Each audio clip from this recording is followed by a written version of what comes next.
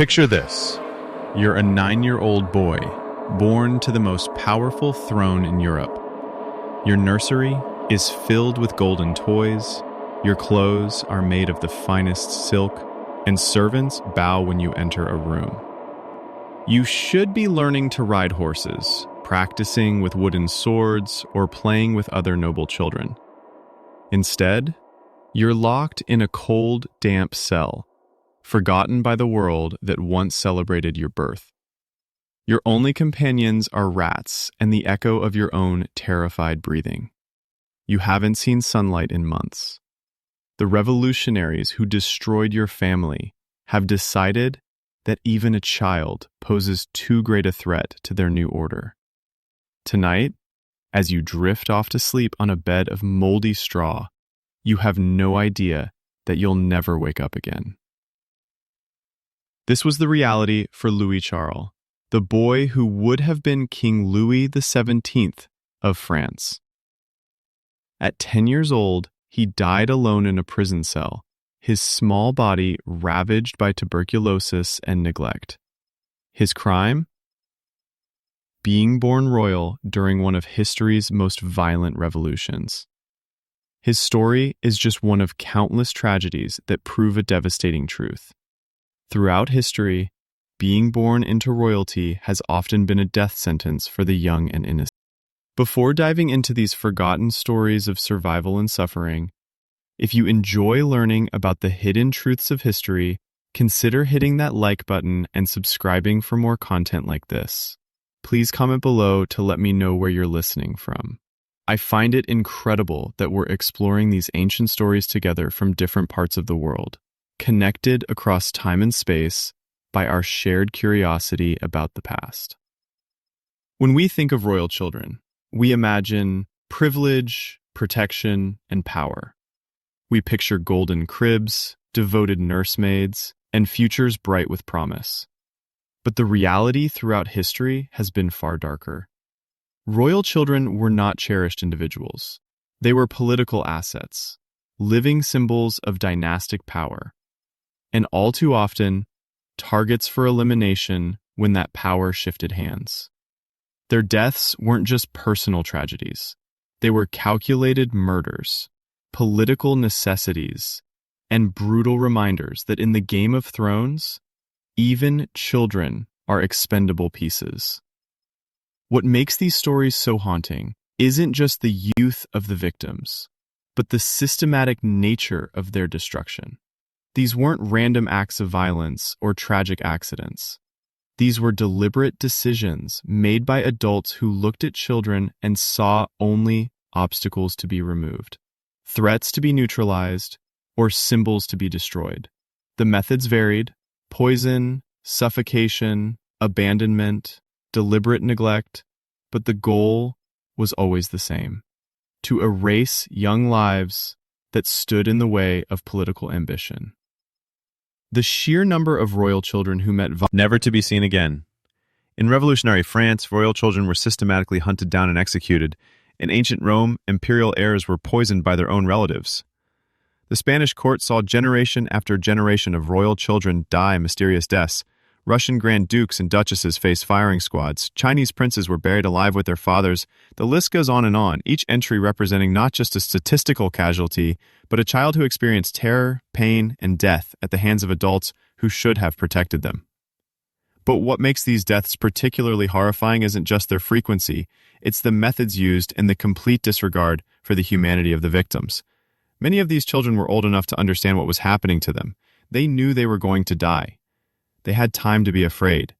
Some were forced to watch their parents executed before meeting their own fate. Others were slowly poisoned over weeks or months, their small bodies racked with agony as their strength ebbed away. Still others were locked away and deliberately forgotten, left to waste away from disease and malnutrition in conditions that would horrify us even by medieval standards. The psychological torture was often as cruel as the physical suffering. Royal children were raised with the expectation of power, taught that they were chosen by God, destined for greatness. Then, in moments of political upheaval, they would discover that their royal blood made them not blessed but cursed. The same lineage that promised them crowns instead marked them for death. The palaces that should have been their sanctuaries became their prisons. The servants who once bowed became their jailers. The relatives who claimed to love them revealed themselves as calculating predators, willing to sacrifice children for political advantage. Consider the sheer terror these children must have felt as their worlds collapsed around them. One day they're living in unimaginable luxury, surrounded by people who cater to their every whim. The next, they're being dragged from their beds by armed men, separated from their families, and told they're enemies of the state. For many, the transition from pampered prince or princess to condemned prisoner happened in a matter of hours. They had no time to process, no opportunity to understand, no chance to say goodbye to the people they loved. The adults who orchestrated these deaths showed a level of cruelty that seems almost inhuman. They weren't content simply to kill these children quickly. Instead, they seemed to take pleasure in prolonging their suffering and breaking their spirits before breaking their bodies. They forced royal children to denounce their own parents, to betray their siblings, to renounce their faith and their heritage. They stripped them of their identity before stripping them of their lives, ensuring that even if rescue came, there would be nothing left of the child who had once existed. The medical realities of these deaths add another layer of horror to these stories.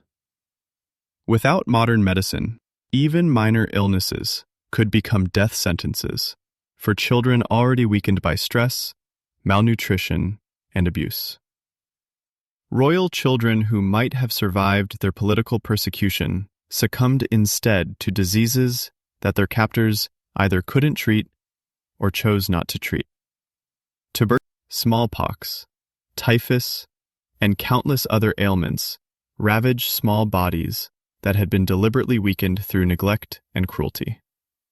Perhaps most disturbing of all is how these deaths were justified and rationalized by the adults who ordered them. They spoke of political necessity, of protecting the realm, of serving the greater good. They convinced themselves that murdering children was not just acceptable, but noble, a sacrifice required for the stability of their new orders. They wrote proclamations and issued decrees that transformed innocent children into threats to national security. They created elaborate legal frameworks that made infanticide seem legitimate and even virtuous. The record keepers and chroniclers of these events often participated in this dehumanization, describing the deaths of royal children in clinical, detached language that stripped away their humanity. They recorded ages and dates and causes of death, but rarely mentioned the fear in young eyes or the cries for mothers who would never come. They documented the political ramifications of these deaths while ignoring the human cost, treating children as footnotes in larger stories about adult ambitions and power struggles. What emerges from studying these cases is a pattern of systematic cruelty that spans cultures and centuries. Whether in medieval Europe, ancient Asia, or colonial America, the formula remained consistent. Identify royal children as political threats. Isolate them from protection. Break their spirits through psychological torture. And then eliminate them through methods designed to maximize suffering while maintaining plausible deniability. The techniques evolved with technology and social norms, but the underlying brutality remained constant. These weren't the actions of a few deranged individuals, but the calculated decisions of entire political systems that had learned to see children as disposable assets in the pursuit of power. Courts developed protocols for eliminating royal heirs. Bureaucracies processed orders for their imprisonment and execution. And societies celebrated the deaths of children they had been taught to fear as threats to their new orders. The stories we're about to explore represent just a fraction of the royal children who met violent ends throughout history. Each case reveals not just individual tragedy, but systematic pattern bloodlines at the wrong moments in history. Their deaths serve as reminders of humanity's capacity for cruelty, but also of the particular vulnerability of children caught in adult conflicts they couldn't understand or escape.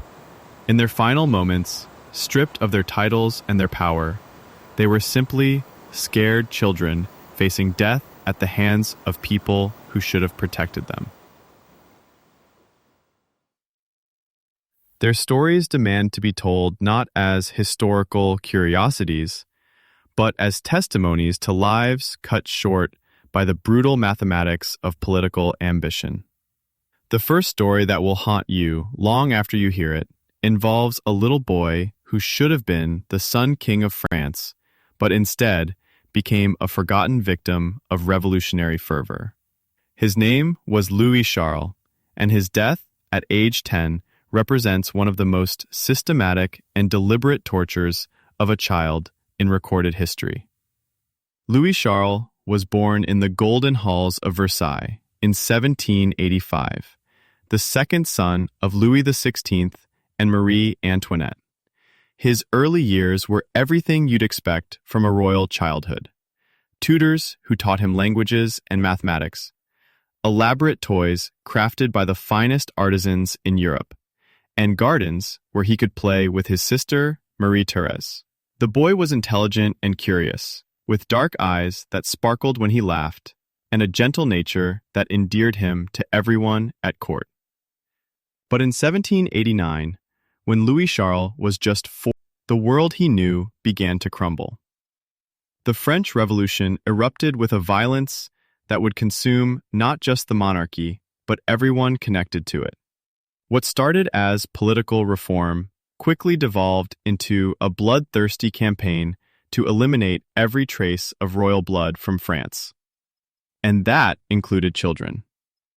The royal family's descent into hell began gradually, then accelerated with terrifying speed. First, they were moved from the opulence of Versailles to the Tuileries Palace in Paris, where they lived under increasingly strict surveillance. The little Dauphin still had his toys and his tutors, but now armed guards watched his every move. He could hear the angry shouting for his parents' heads, but at 7 years old, he couldn't fully comprehend that they were calling for his death too. In 1792, the situation became desperate.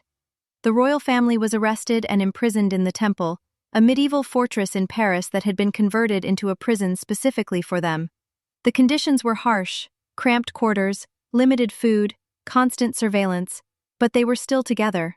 Louis Charles clung to his mother's skirts, sensing the fear that radiated from the adults around him, but not understanding its source. The real horror began after his father's execution in January 1790. 8-year-old Louis Charles watched from his prison window as crowds celebrated in the streets, not knowing they were celebrating his father's beheading. Marie Antoinette tried to shield her son from the truth, but in the claustrophobic confines of the temple, there were no secrets that could be kept for long. Then came the moment that would seal the child's fate. Revolutionary officials declared that Louis Charles was now technically King Louis XVII, making him the most dangerous person in France. A living symbol of the monarchy, he represented everything the revolution sought to destroy. The decision was made to separate him from his mother and sister, to break him psychologically, before eliminating him physically. The man chosen to carry out this psychological destruction was Antoine Simon, a cobbler who had been selected not for his educational qualifications, but for his fanatical devotion to revolutionary ideals, and his willingness to torment a child in service of political goals. Simon's mission was clear: transform the little Dauphin from a royal prince into a broken, compliant tool who could be used against his own family. What Simon did to 8-year-old Louis Charles over the following months constitutes one of history's most systematic campaigns of child abuse. He forced the boy to drink alcohol until he was sick, taught him to sing revolutionary songs that mocked his dead father, and made him repeat obscene stories about his mother. The psychological torture was calculated and relentless, designed to strip away every trace of the child's identity and replace it with revolutionary indoctrination. But Simon's cruelest achievement was convincing Louis Charles to testify against his own mother during her trial. The boy, terrorized and confused, was coached to make accusations of incest, and treason against Marie Antoinette. His testimony, given in a trembling voice before the Revolutionary Tribunal, helped seal his mother's death warrant. The child who had once run laughing through the gardens of Versailles was now an unwilling participant in his mother's execution. After Marie Antoinette's death in October 1793, Louis Charles had served his purpose as a witness.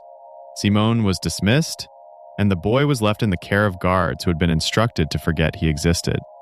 This began the most horrific phase of his ordeal: complete abandonment while still alive. The child who had once been waited on by dozens of servants was now locked alone in a small windowless room in the temple tower. The chamber was damp and cold, with no furniture except a bed that was rarely changed. His clothes became rags, his hair grew long and matted, his skin became pale and sickly from lack of sunlight. The guards brought him food sporadically, often just bread and water, sometimes forgetting him for days at a time. But the physical neglect was nothing compared to the psychological torture of complete isolation. Louis Charles had never been alone in his life. Royal children were constantly surrounded by attendants, tutors, and family members. Now, at 9 years old, he was left to face his terror in absolute solitude. He would cry for his mother, dead. He would call for his sister, not knowing she was imprisoned in another part of the same building. So close, yet completely unreachable. The boy began to show signs of severe psychological breakdown. Guards reported that he would talk to himself for hours, carrying on conversations with imaginary companions. Sometimes he would scream until his voice gave out, beating his small fists against the stone walls until they were bloody. Other times, he would retreat into complete silence, sitting motionless in his filthy bed, and his physical condition deteriorated with shocking rapidity. The child who had once been plump and healthy became skeletal, his clothes hanging loose on his shrinking frame. Sores developed on his body from lying on dirty bedding, and his hair began falling out in clumps. He developed a persistent cough that echoed through the tower at night, a sound that haunted even his hard-hearted guards. By early 1795, it was clear that Louis Charles was dying. Tuberculosis, probably contracted in the damp conditions of his cell, was consuming his small body. But instead of providing, his captors seemed content to let nature take its course. They had achieved their goal. The boy who might have threatened their republic was being eliminated without their having to take direct action. In his final weeks, Louis Charles was barely conscious. He would drift in and out of fevered dreams, sometimes calling for his parents, sometimes singing fragments of the lullabies his mother had once sung to him. The guards noted that he seemed to be talking to people who weren't there, perhaps finding comfort in hallucinations of his lost family. On June 8, 1795, 10-year-old Louis Charles died alone in his cell. The official cause of death was listed as tuberculosis, but the real cause was systematic cruelty designed to destroy a child's body and spirit. His death was barely noted by the revolutionary government, just another entry in the prison records, the elimination of a potential threat to their new order. The boy's body was examined by doctors who noted the extent of the abuse he had endured. He was severely malnourished, covered in sores, and showed signs of having been beaten. His small corpse told the story of 2 years of deliberate torture that had transformed a laughing prince into a broken shadow of humanity. But the horror didn't end with his death. Revolutionary officials, paranoid that royalist sympathizers might claim the body and create a martyr's shrine, had Louis Charles buried in an unmarked grave. They wanted no trace of him to remain, no monument that might inspire counter-revolutionary sentiment. The child who had been born to rule France disappeared into the earth with no ceremony, no mourning, no acknowledgement that his life had mattered. Understood why he was being punished. He was too young to comprehend the political forces that had destroyed his family, too innocent to understand why adults who claimed to represent justice had chosen to torment him. In his final moments, he was probably still waiting for his parents to come rescue him, not knowing that they were already dead. The revolutionaries who orchestrated his death convinced themselves they were serving the greater good, eliminating a symbol that might inspire royalist restoration. But what they actually did was torture a child to death for the crime of being born into the wrong family at the wrong time. Louis Charles died not as a king or a political symbol, but as a terrified 10-year-old boy who had been systematically broken by adults who should have protected him. His death marked not the end of royal child murders, but rather the beginning of a new era in which political ideologies would justify the systematic elimination of children deemed threats to revolutionary goals. The methods would evolve, the justifications would change, but the willingness to sacrifice innocent lives for political gain would remain a constant throughout the centuries that followed. From the damp cells of revolutionary France, our story moves to the ancient stone towers of medieval England, where two young princes would vanish into history's darkest mystery. Their names were Edward and Richard, and their disappearance would haunt the English crown for centuries to come. Edward V was 12 years old when his father, King Edward IV, died suddenly in 1483. In that moment, the boy went from being a prince with a promising future to the most dangerous person in England. His younger brother, Richard, Duke of York, was only 9, old enough to understand that something terrible was happening, but too young to comprehend the full scope of the nightmare closing around them. The boys should have been celebrating. Edward was about to be crowned King of England, with all the pageantry and ceremony befitting such a momentous. Instead, they found themselves prisoners in the Tower of London, placed there by their own uncle for what he claimed was their protection. Richard, Duke of Gloucester, had moved swiftly after his brother's death, seizing control of the young king and his brother with the efficiency of someone who had been planning this moment for years. What the princes didn't know, what they couldn't have known, was that their uncle had already decided they would never leave the tower alive. Richard needed the crown for himself, and as long as the boys existed, they represented an insurmountable obstacle to his ambitions. The only question was how to eliminate them without creating martyrs that might inspire future rebellions. The Tower of London in 1483 was a fort. I cannot have that imagined disaster. My parson is more life as well as a types of apartments befitting their royal status, but they were prisoners nonetheless. Guards watched their every move, and gradually their freedoms were stripped away, one by one. At first, the confinement seemed almost normal. Royal children were often kept under close supervision and the tower was a traditional residence for monarchs preparing for coronation. Edward and Richard had servants to attend them, good food to eat, and each other for company. They probably assumed this was temporary, that soon Edward would be crowned and they would return to the normal life of royal princes. But as weeks turned into months, the reality of their situation became increasingly clear. The promised coronation was postponed, then canceled altogether. Parliament was convened, and in a series of legal maneuvers that would have impressed Machiavelli, declared both boys illegitimate. Their parents' marriage was annulled retroactively, making them bastards with no claim to the throne.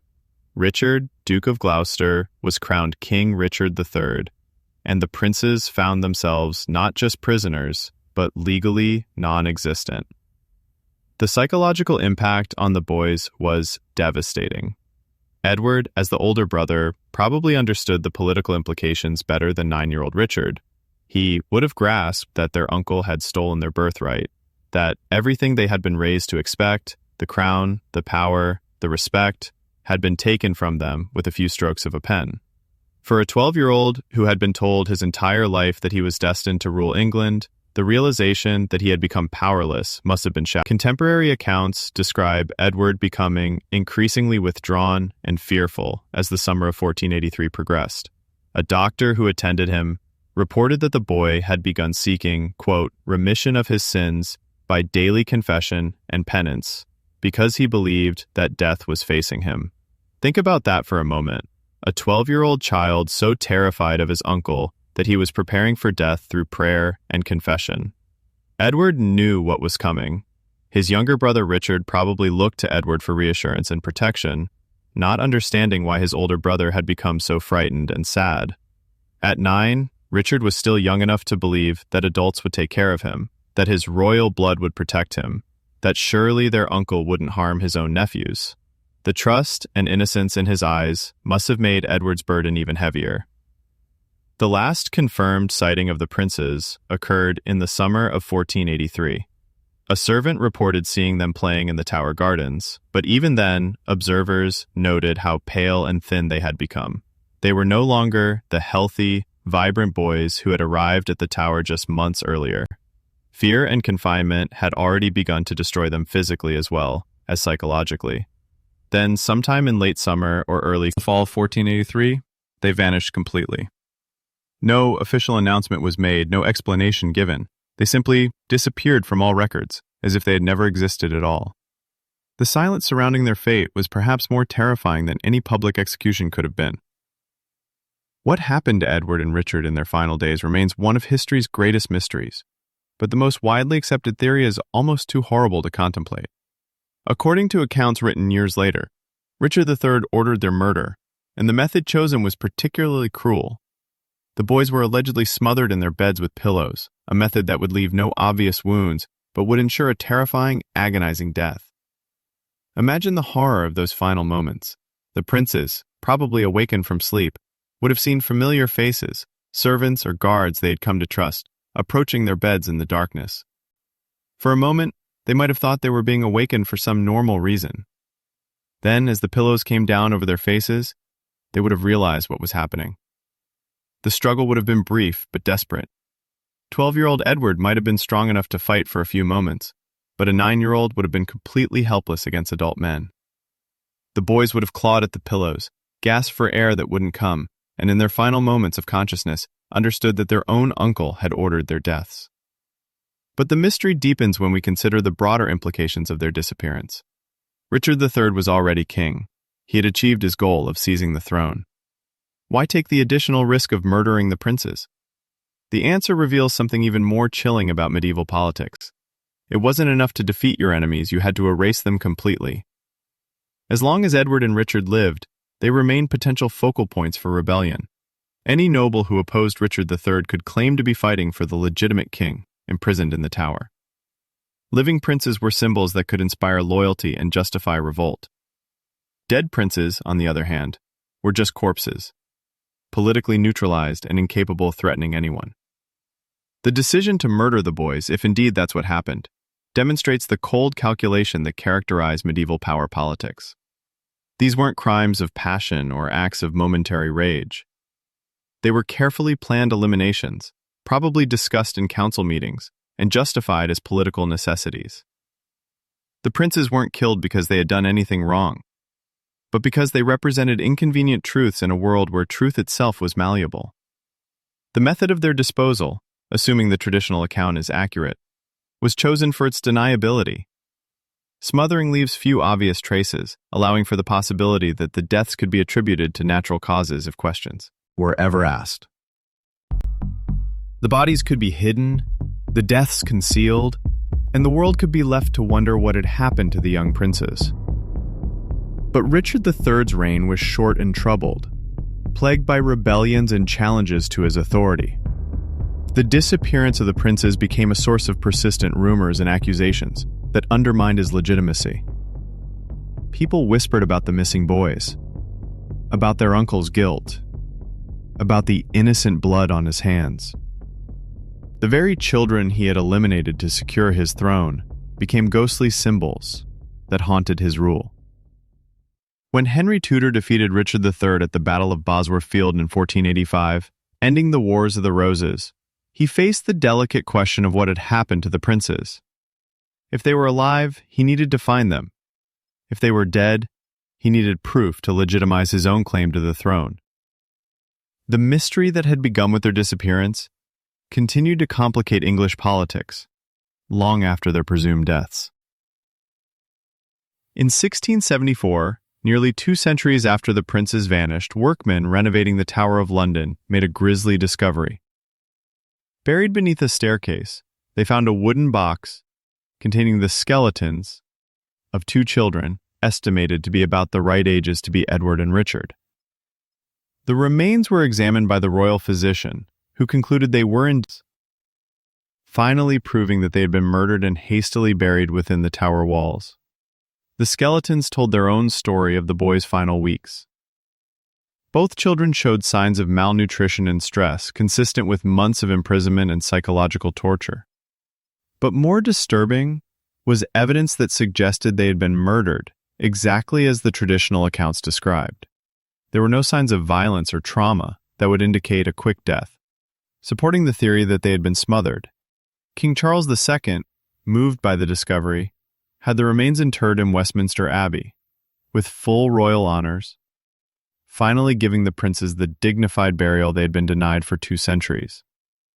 But even this gesture couldn't undo the horror of what had been done to them, or erase the legacy of fear and brutality that their deaths represented.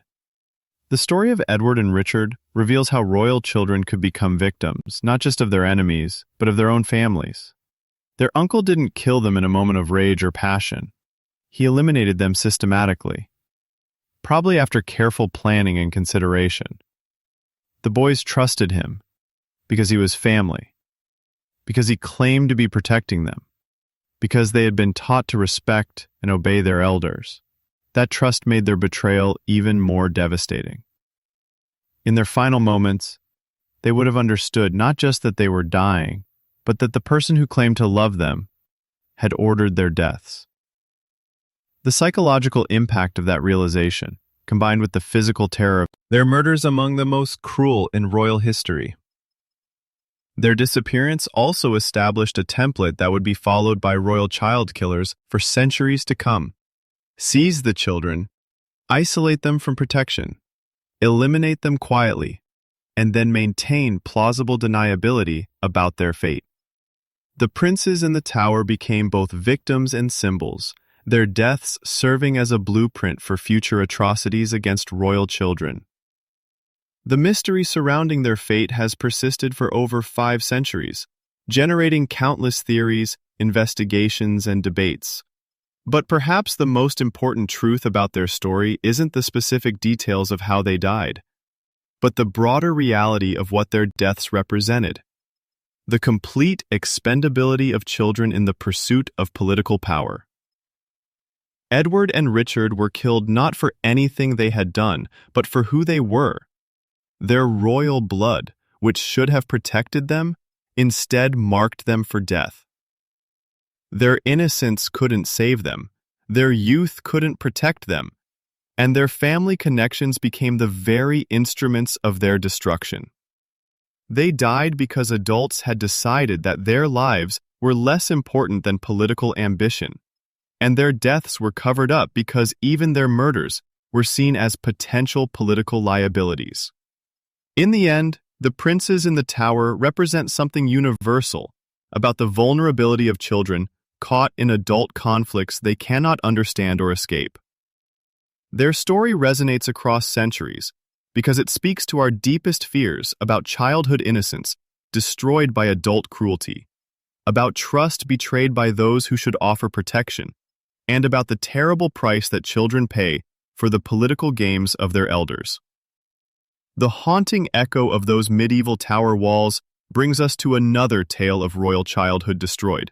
This time, in the glittering court of Imperial Russia, where political revolution would once again claim innocent lives in the name of ideological purity. The Romanov children, Olga, Tatiana, Maria, Anastasia, and their younger brother Alexei, lived lives of extraordinary privilege in the final years of Imperial Russia. Their father, Tsar Nicholas II, ruled over the largest empire on earth, while their mother, Alexandra, doted on them with the fierce protectiveness of someone who understood how precious and fragile royal children could be. But privilege, as these children would discover, offered no protection when the winds of revolution began to blow. The family's descent into nightmare began gradually, almost imperceptibly. The Russian Revolution didn't announce itself with immediate violence against the royal family. Instead, it crept closer, year by year, like a slow-moving avalanche that would eventually consume everything in its path. The children grew up sensing tension in the adult conversations that stopped when they entered rooms, noticing the worried glances their parents exchanged, feeling the growing distance between their isolated court and the angry masses beyond the palace walls. Alexei, the youngest and only son, carried an additional burden that made him particularly vulnerable. Born with hemophilia, a genetic disorder that prevented his blood from clotting properly, he lived with the constant threat that any injury could become fatal. His condition was kept secret from the Russian people, but within the family, it created an atmosphere of perpetual anxiety. Every childhood accident, every bump or bruise, could trigger life-threatening bleeding episodes that left the boy writhing in agony while his parents watched helplessly. The irony was devastating. Alexei was heir to the most powerful throne in the world, but his own body was a prison of pain and limitation. He couldn't play the rough games that other boys enjoyed, couldn't take the physical risks that were part of normal childhood development, couldn't even be certain that he would live to inherit the crown that was his birthright. His sisters, watching their brother suffer, developed an almost maternal protectiveness toward him, understanding instinctively that he represented not just their family's future, but its greatest vulnerability. When revolution finally erupted in 1917, the royal family found themselves in a position eerily similar to that of Louis Charles and his family during the French Revolution. They were moved from their palaces to increasingly restrictive quarters, their freedoms curtailed, their servants dismissed or replaced with revolutionary guards. The children, ranging in age from 15 to 22, were old enough to understand that their world was collapsing, but still young enough to hope that somehow they would survive. The family was eventually transported to Ekaterinburg, a remote city in the Ural Mountains, where they were imprisoned in a house that would become known as the House of Special Purpose. The name itself was ominous, special purpose suggesting that their captivity was temporary, leading to some predetermined fate that their jailers preferred not to name explicitly. Life in the Ekaterinburg house was a study in psychological torture, designed to break the spirits of people who had once commanded absolute power. The family was confined to a few rooms, watched constantly by guards who treated them with deliberate disrespect, fed simple food that was a far cry from the elaborate meals they had once enjoyed. More crushing than the physical discomfort was the uncertainty. They were given no information about their fate, no timeline for their imprisonment, no hope for eventual release. The children adapted to their confinement with the resilience that young people sometimes display in impossible circumstances. They created routines, found ways to entertain themselves, and maintained the close family bonds that had always characterized the Romanov household. Olga, the eldest at 22, took on additional responsibilities as a kind of second mother to her younger siblings. Tatiana, 21, used her natural organizational skills to help manage their limited resources. Maria, 19, tried to maintain everyone's spirits with her naturally cheerful personality. Anastasia, the youngest daughter at 17, retained her mischievous sense of humor even in the darkest circumstances. But it was Alexei, now 13 and increasingly frail due to his medical condition combined with the stress of imprisonment, who seemed to understand most clearly that their situation was hopeless. The boy who should have been preparing to inherit an empire was instead watching his family prepare for death, though none of them spoke about it directly. The guards who watched the family were not neutral jailers, but active participants in a revolutionary ideology that viewed the Romanovs as symbols of everything that was wrong with the old order. They had been chosen not just for their reliability, but for their willingness to see their prisoners as less than human. Some guards took pleasure in small cruelties, refusing reasonable requests, making crude comments, forcing the family to endure unnecessary humiliations. Others simply maintained the cold indifference of people who had been taught that their prisoners deserved whatever fate awaited them. As summer progressed in 1918, the political situation around Ekaterinburg became increasingly unstable. White Russian forces, those loyal to the old regime, were advancing on the city, and revolutionary authorities faced the possibility that they might be forced to retreat, potentially leaving the imperial family to be rescued by their supporters. This created a dilemma that had become familiar throughout revolutionary history: what to do with royal prisoners who might become rallying points for counter-revolutionary forces. The decision, when it came, followed the same brutal logic that had governed royal murders throughout history. The Romanov family was too dangerous to leave alive, too valuable as symbols to be allowed to escape, and too important to be left to chance. The local Bolshevik authorities, probably acting on orders from Moscow, decided that the entire family would be eliminated. But unlike previous royal murders that had targeted specific individuals, the decision regarding the Romanovs was unprecedented in its scope. Not only would the parents die, but all 5 children would be killed as well. The reasoning was coldly practical. Any surviving child could potentially serve as a focal point for monarchist restoration. Even 13-year-old Alexei, despite his medical condition, was deemed too dangerous to live. The method chosen for their execution was designed to be quick and efficient, but the reality would prove far more horrific. On the night of July 16, 1918, the family was awakened and told they needed to move to the basement for their own safety, as fighting was approaching the city. Dressed quickly, and gathered a few personal belongings, probably hoping that this movement meant rescue, or at least a change in their circumstances. The basement room they were led to was small and cramped, with stone walls that would muffle sound. The family was arranged against one wall, Nicholas and Alexandra in chairs, with their children standing behind them. For a few moments, they probably believed the explanation they had been given, that this was temporary protection while danger passed outside. Then the execution squad entered, and the family realized with horrible clarity what was about to happen. Nicholas, trying to protect his family even in those final seconds, stepped forward and asked what was happening. The squad leader read a brief statement about the decision to execute them, and then the shooting began. What followed was not the quick, clean execution the perpetrators had planned, but a chaotic nightmare of gunfire, screaming, and unimaginable suffering. The children who had sewn jewels into their clothing as a way to preserve family treasures found that these same jewels now acted as crude armor, deflecting bullets and prolonging their agony. Some of the children survived the initial volleys of gunfire, wounded and terrified but still alive. The executioners, frustrated by their victims' refusal to die quickly, resorted to bayonets and rifle butts to finish their work. The basement became a scene of indescribable horror, as children who had minutes before been sleeping peacefully were now fighting for their lives against men determined to kill them. The youngest victims, Alexei and Anastasia, may have survived longest, their small bodies somehow enduring wounds that should have been immediately fatal. When the shooting finally stopped, the basement was silent except for the labored breathing of the executioners and the dripping of blood from walls and ceiling. The family that had once ruled over 1/6 of the world's land surface was now a collection of broken bodies on a stone floor, their royal blood mixing with the dirt and debris of their makeshift tomb. But even in death, the Romanov children were not allowed dignity.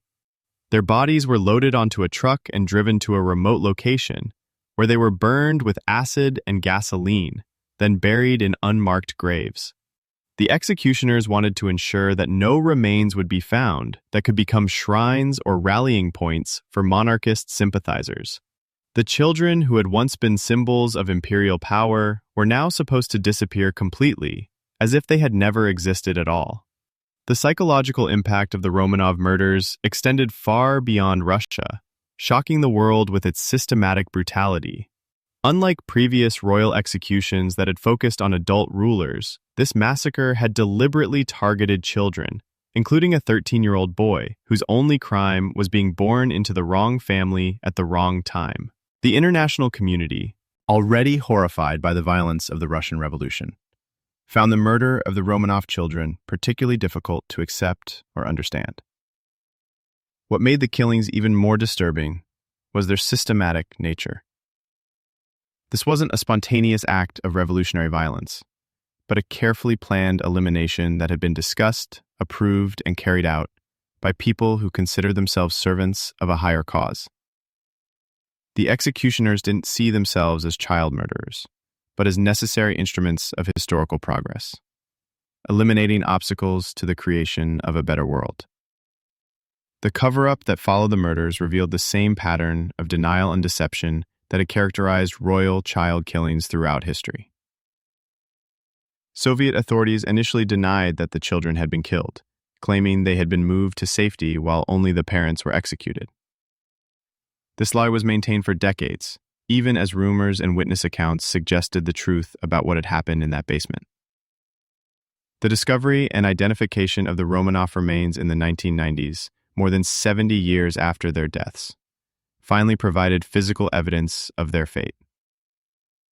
DNA analysis confirmed what historians had long suspected, that all 5 children had been murdered along with their parents, their bodies disposed of like refuse, in an attempt to erase them from history. The scientific examination of the remains revealed details about their final moments that were almost too horrible to contemplate.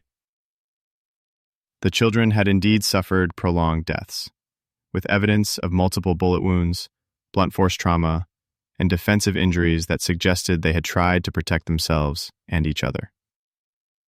Alexei's remains showed signs of the hemophilia that had plagued his short life, but also indicated that he had survived long enough to experience conscious suffering during the attack. Perhaps most heartbreaking was the evidence that the family had faced their deaths together, trying to shield and comfort each other, even as their executioners showed no mercy. The positioning of the bodies suggested that the parents had attempted to protect their children, while the older sisters had tried to cover their younger siblings with their own bodies. In their final moments, they had remained a family, united by love, even as hatred destroyed them. The legacy of the Romanov murders extends beyond their immediate historical impact, to encompass broader questions about the nature of revolutionary violence and the targeting of children in political conflicts. The decision to kill the entire family, including children who pose no immediate threat to anyone, represented a new level of systematic brutality that would unfortunately be repeated in other revolutionary contexts throughout the 20th century. The children themselves, Olga, Tatiana, Maria, Anastasia, and Alexei, had been individuals with their own personalities, dreams, potential. Olga had been preparing for a life of service to others, possibly in nursing or charitable work.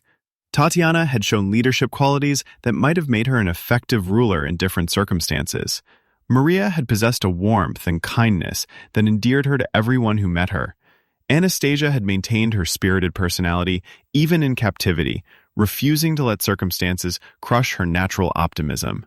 Alexei, despite his medical challenges, had been developing into a thoughtful young man who understood the weight of his royal responsibilities. All of that potential was snuffed out in a few minutes of gunfire, not because of anything they had done, but because of who their parents were and what their bloodline represented to people who had decided that symbolic eliminations were more important than human lives. Their deaths serve as a reminder that children are often the most vulnerable victims of adult political conflicts, suffering consequences for decisions they played no role in making. The story of the Romanov children also illustrates how quickly privilege can become vulnerability when political winds shift.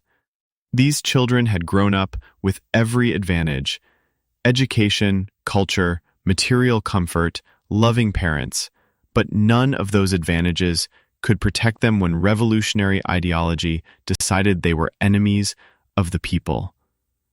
Their royal blood, which should have been their greatest protection, instead became the reason they had to die. In the basement of that house in Ekaterinburg, 5 young lives were ended, not by disease or accident, but by the calculated decision of adults who had convinced themselves that murdering children was necessary for the greater good. The Romanov children joined the long list of royal youth who died not because of their own actions, but because they represented inconvenient truths in worlds where truth itself had become a casualty of political ambition. Their deaths marked not the end of royal child murders, but rather the beginning of a new era in which ideological movements would justify the systematic elimination of entire families, including children, in the name of revolutionary progress. The methods would continue to evolve, the justifications would become more sophisticated, but the fundamental willingness to sacrifice innocent young lives for political goals would remain a constant feature of human cruelty throughout the centuries that followed. Looking back across the centuries at these tragic stories, we confront an uncomfortable truth about human nature and the pursuit of power. These weren't isolated incidents or the actions of a few deranged individuals. They represent a systematic pattern of cruelty that's continents and centuries, a pattern that reveals humanity's capacity to rationalize the unthinkable when political ambition is at stake. The children whose stories we've explored, Louis Charles in his fetid prison cell, Edward and Richard in the Tower Chambers, the Romanov siblings in their basement execution, shared more than just royal blood. They shared the terrible fate of becoming inconvenient truths in worlds where truth itself had been subordinated to political necessity. Each of them died not because of anything they had done, but because adults had decided their deaths served a greater purpose. What makes these deaths particularly haunting is how they were justified by the very people who ordered them. Revolutionary tribunals spoke of protecting the people while torturing a 10-year-old boy. Medieval lords claimed divine right while murdering their own nephews. Communist revolutionaries preached equality while gunning down children in a basement. The capacity for self-deception among those who perpetrate such acts seems almost as infinite as their capacity for cruelty. The methods evolved with each era, but the underlying logic remained. Royal children were transformed from individuals into symbols, from human beings into political problems requiring solutions. Their youth, which should have protected them, instead made them more vulnerable, easier to manipulate, less capable of defending themselves, more dependent on adults who ultimately betrayed them. The psychological techniques used to break these children were as sophisticated as they were cruel. Isolation from family, deliberate neglect, forced participation in their own family's destruction. These weren't random acts of violence, but calculated campaigns designed to destroy not just bodies, but spirits. The perpetrators understood that living symbols could be more dangerous than martyrs, so they sought to create broken shells that could no longer inspire loyalty or rebellion. Perhaps most disturbing is how these deaths were hidden, rationalized, or forgotten by the societies that permitted them. Court chroniclers wrote euphemistic accounts that obscured the reality of what had happened. Revolutionary governments created elaborate legal frameworks that made child murder seem legitimate. Historical narratives focused on the grand sweep of political change, while treating murdered children as unfortunate but necessary casualties. The pattern of denial and cover-up that followed these murders reveals another layer of their horror. The adults who ordered these deaths understood, on some level, that what they were doing was monstrous. Otherwise, why go to such lengths to hide the evidence, to create alternative explanations, to ensure that the truth would never emerge? Their own attempts at concealment betrayed their knowledge that history would judge them harshly for what they had done. The medical realities of these deaths add another dimension to their tragedy. Without modern medicine, even minor illnesses could become death sentences for children already weakened by stress and abuse. But in many cases, the lack of medical care was itself a weapon, a way to eliminate inconvenient children while maintaining the fiction that their deaths were natural. The same societies that could build magnificent palaces and conduct complex diplomatic negotiations somehow couldn't provide basic medical care to imprisoned children. The international reactions to these murders, when they became known, often revealed the same moral blindness that had enabled them in the first place. Foreign courts that had participated in similar practices expressed shock and horror when other nations murdered royal children. Revolutionary movements that celebrated the elimination of their own royal families condemned similar actions by their enemies. The selective outrage suggested that the deaths were seen as political rather than moral issues. What emerges from studying these cases is an understanding of how quickly civilized societies can descend into barbarism when they convince themselves that their cause justifies any means. The adults who tortured Louis Charles weren't monsters from birth. They were ordinary people who had been taught that revolutionary goals were more important than human decency. The guards who murdered the Romanov children weren't inherently evil. They were products of an ideology that had convinced them that some children deserved to die for the greater good. This capacity for moral transformation, the ability of normal people to become participants in systematic cruelty, is perhaps the most frightening lesson of these stories.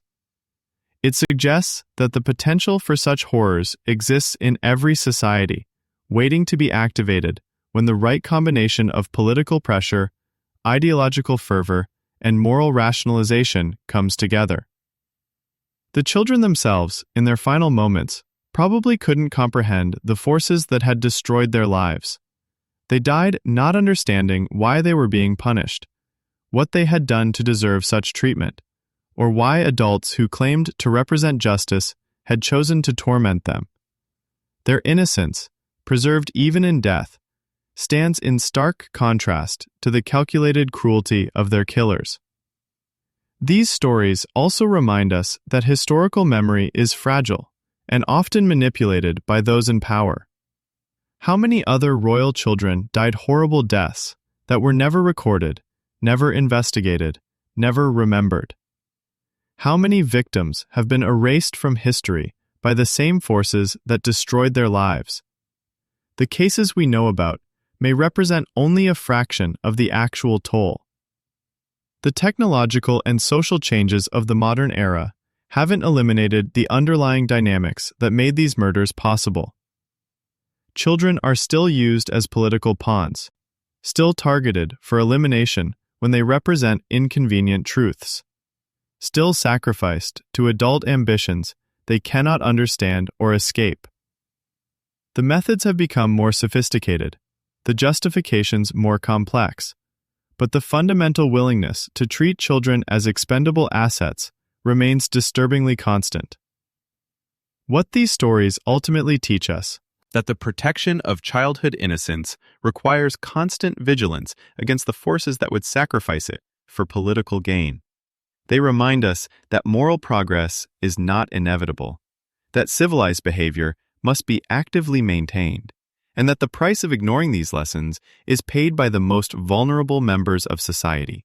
The royal children, whose stories we've explored, died alone, afraid, and confused about why the world had turned against them. They deserve to be remembered not as footnotes to larger historical narratives, but as individuals whose suffering demands our attention and our commitment to ensuring that such tragedies are never repeated. In their memory, we must commit ourselves to protecting all children from the adult conflicts that they cannot understand or escape, to recognizing the humanity in every young person, regardless of their background or circumstances, and to building societies that value human life above political convenience.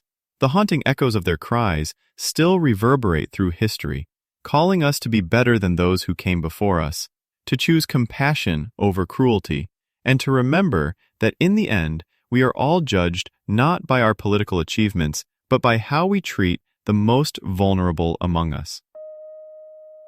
The blood of innocents stains the pages of history, but their stories survive as testimonies to both human cruelty and human resilience. In remembering them, we honor not just their individual suffering, but the universal human obligation to protect childhood from the monsters that adults sometimes become when they forget that power without conscience is not strength, but weakness, not progress, but regression into the darkest chapters of our shared